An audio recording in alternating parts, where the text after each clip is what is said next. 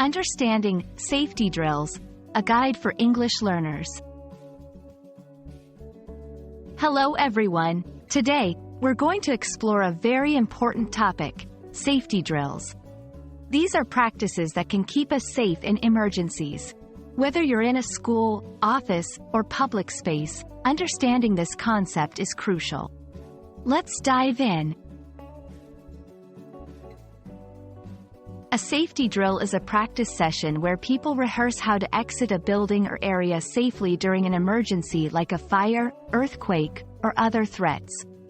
The key goal is to prepare everyone to respond quickly and calmly. It's like a rehearsal for safety.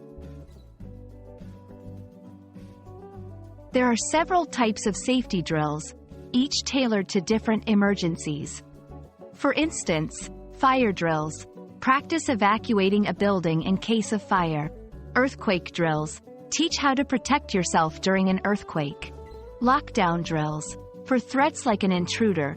Practicing staying safe indoors.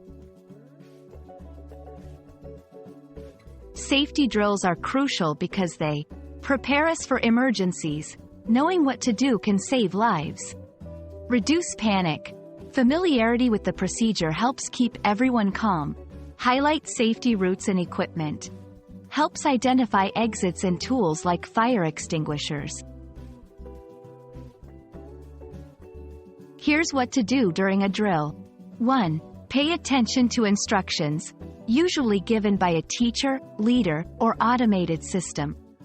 2. Follow the safety routes. These are pre-planned paths to exit the building.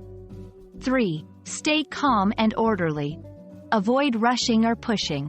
4. Gather at the designated area, usually a safe spot outside the building. Evacuate. Leave the area for safety. Assembly point, where everyone gathers after evacuating. Lockdown.